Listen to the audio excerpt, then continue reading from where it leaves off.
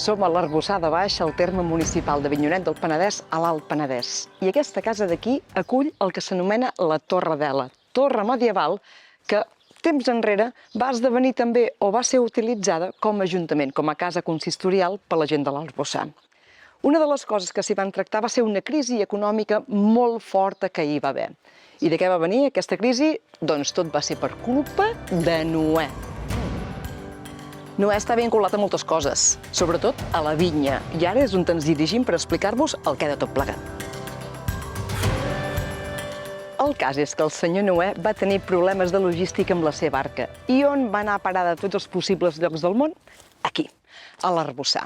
I és clar, quan va baixar, ja sabeu que a aquest senyor li agradava el porró i es va trobar que no tenia res per beure. Això sí, es veu que s'havien portat uns quants ceps d'Egipte.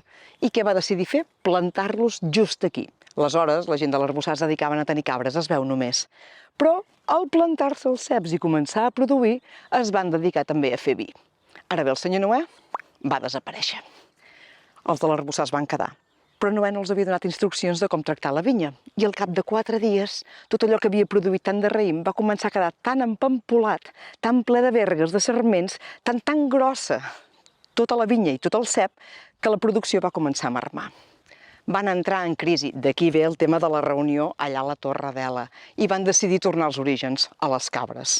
I quan ja les van tenir van dir, mira, que mengin a les vinyes, que n'hi ha molt de teca per aquí per menjar.